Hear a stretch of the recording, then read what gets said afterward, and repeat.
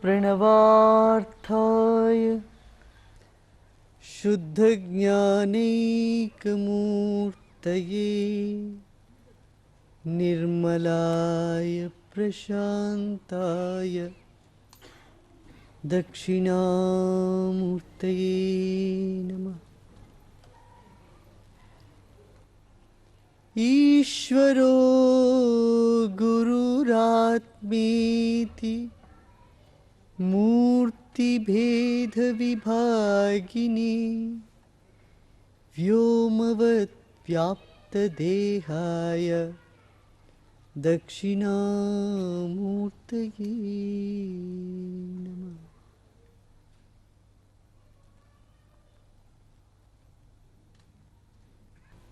अकड़ अज्ञान का सूचक है। कोई तन के चले वह अपनी अज्ञान को प्रदर्शन कर रहे हैं। अहंकार या दुरहंकार और प्रेम साथ साथ हो ही नहीं सकता। इस दुनिया में सबसे बड़ा ताकत है प्रेम, और वह प्रेम ही तुम्हें कमजोर बना देता है।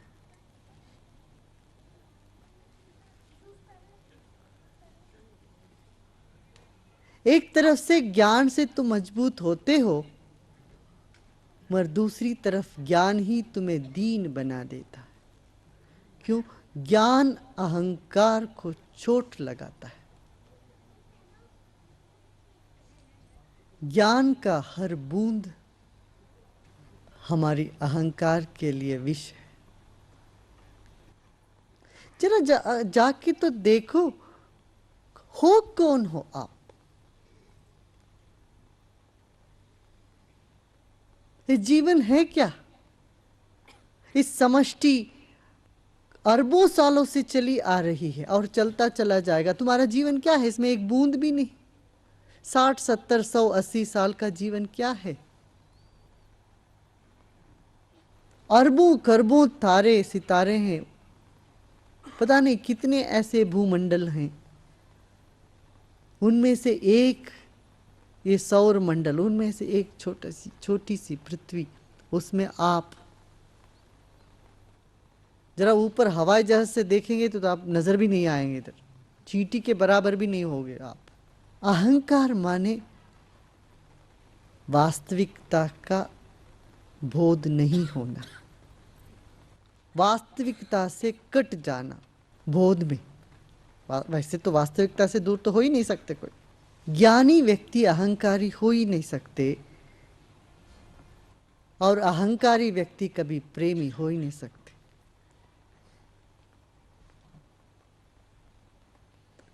चाहे ज्ञान हो या प्रेम हो, वह तुमको दीन बना देती।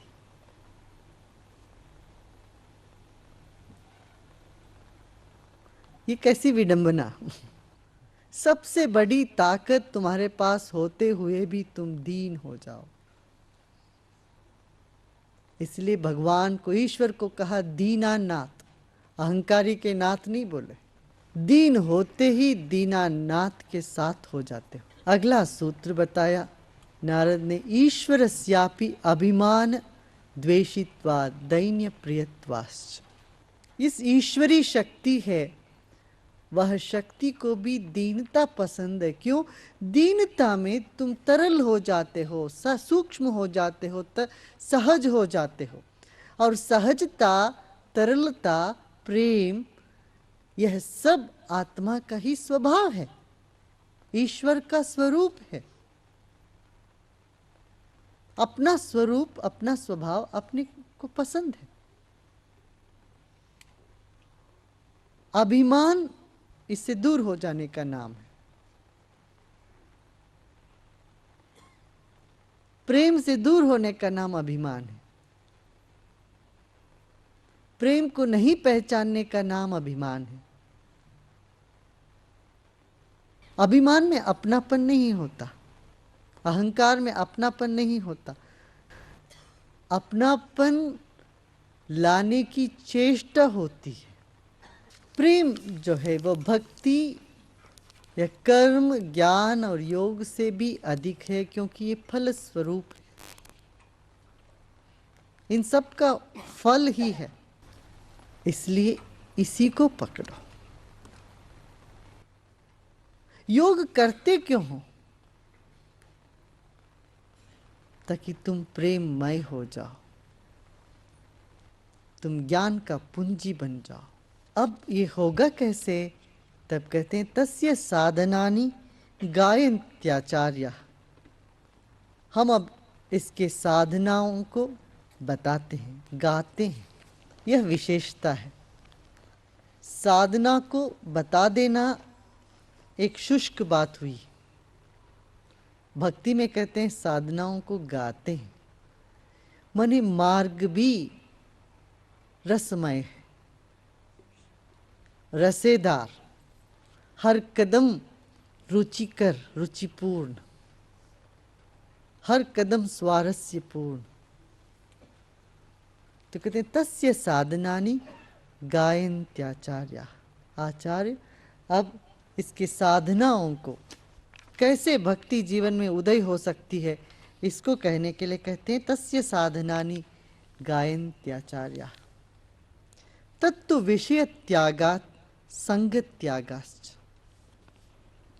कोई वस्तु आपको बहुत सुलभ प्राप्त नहीं होता हो, तब उसके प्रति लगाव होता है।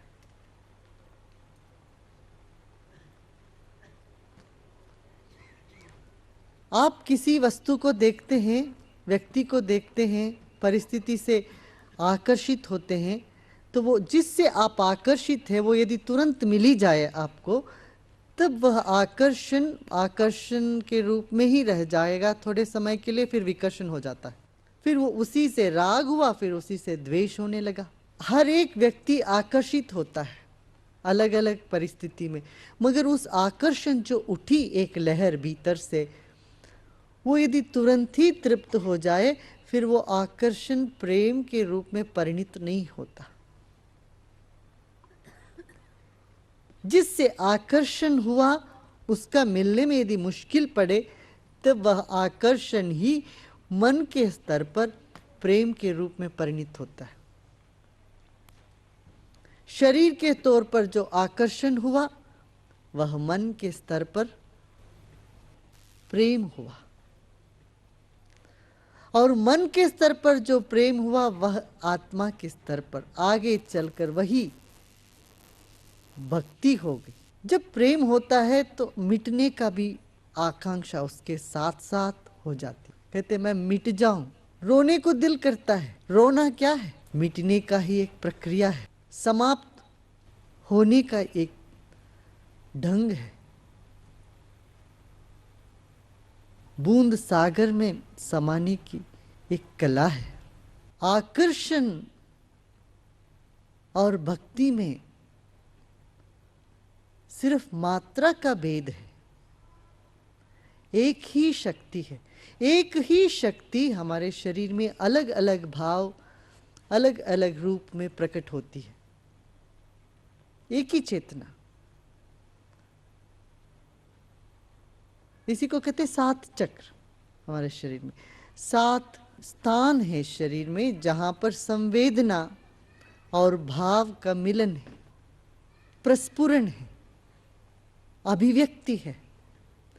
एक चेतना मूलाधार चक्र पर जीवन में उत्साह के रूप में अभिव्यक्त होती है, या जड़ता के रूप में अभिव्यक्ति होती है उसकी। वही चेतना काम केंद्र पर, उससे ऊपर स्वादिष्टान चक्र पर चलकर काम वासना के रूप में प्रकट होती है, या सृजनात्मक रचनात्मक कृत्य के रूप में प्रकट होती है। यदि काम वासना में बहुत कोई जाते हैं तो वो फिर जड़ हो जाते हैं, फिर जड़ता में उतरते हैं। फिर यदि रचनात्मक काम में कोई लगे तब काम वासना सताएगी नहीं। गौर किया आपने? जब आप बहुत रचनात्मक काम में लगे हुए हो, कुछ काम करना है, डेडलाइंस है, पहले खत्म करना है, तब दिमाग जो है ना काम में लग गया है, तब काम वासना सताएगी नहीं। जब करने के लिए कुछ भी नहीं है, फिर काम वासना, और काम वासना से फिर जड़ता, फिर जड़ता से फिर काम वासना, और वही ऊर्जा ऊपर चल के नाभि में मणिपुर चक्र पे 4 प्रकार अभिव्यक्त होती है। ईर्ष्या, उदारता, लोभ और संतोष, खुशी। उदार व्यक्ति कितना बहुत बड़ा पेट, और ईर्ष्या होती हो तो कहते कुछ पेट में होता है। संतोष सूचक भी पेट है। कहते लाफिंग बुद्धा, सेंटा क्लॉज, सब कहते ना बड़ा पेट, तूंद, गणेश जी।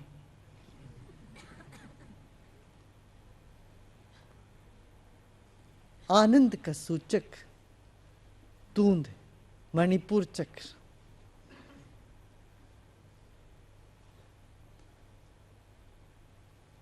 रचनात्मक काम करने से आनंद, खुशी, संतोष, उदारता, ये सब हमारे भीतर प्रस्फुरित होती है, और यही चेतना ऊपर चल के हृदय केंद्र पर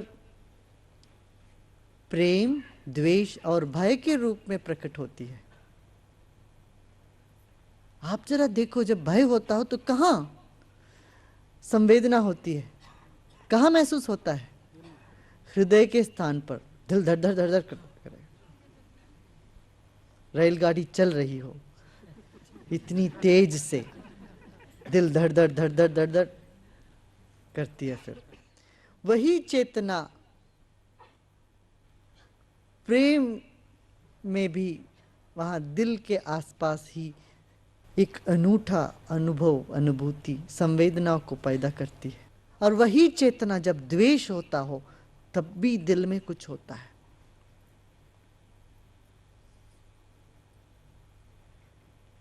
और यही चेतना ऊपर चल के कंठ स्थान पर आभारी, कृतज्ञता या दुख के रूप में अभिव्यक्त होती है।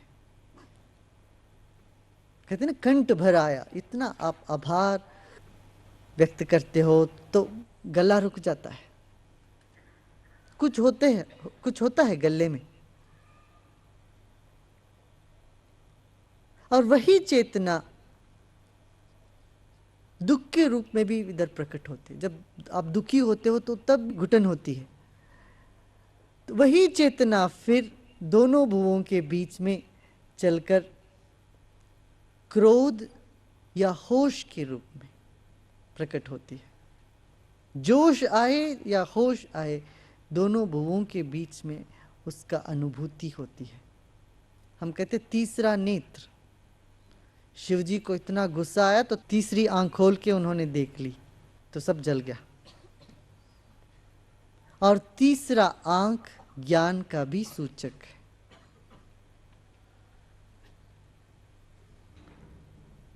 एक ही चेतना, जब ज्ञान होता है तब गुस्सा नहीं, जब गुस्सा होता है तब ज्ञान नहीं। और वही चेतना चलकर सहस्रार पे, सिर के चोटी पे आनंद के रूप में अभिव्यक्त होती है।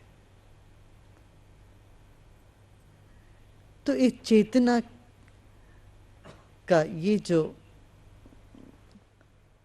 ऊर्ध्व गति और अधोगति, इसी को कुंडलिनी शक्ति कहते हैं। यह शरीर एक कुंड है, इस कुंड में जो शक्ति है वही कुंडलिनी शक्ति है। जब ध्यान से गौर से तुम इसको देखोगे तब ये ऊर्ध्वगामी चेतना होगी। भक्ति का उदय, प्रेम का उदय तभी होगा जब तुम छोटी छोटी बातों में या आदतों में मन जो फंसा रहता है वहां से उसको निकालोगे। तत्व विषय त्यागा संगत त्यागा।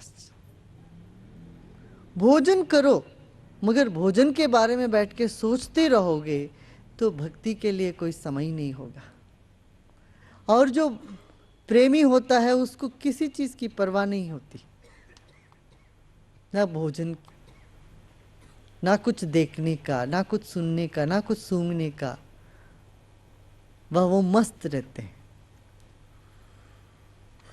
बहुत अधिक किसी भी विषय वस्तु में मन को चलाना हमारी शक्ति को क्षय करने की रास्ता है।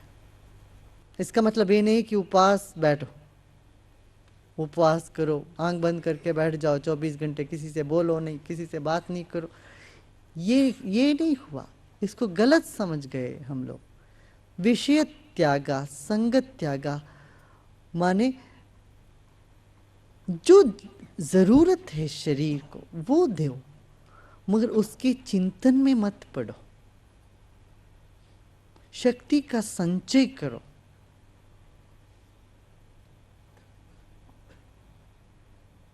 एक ड्रम है, उसमें नली है, वो नली यदि खोल देते हो और ड्रम भरने की कोशिश करते हो तो भरता नहीं ड्रम जल्दी से। नली बंद करो फिर ड्रम भर जाता है जल्दी।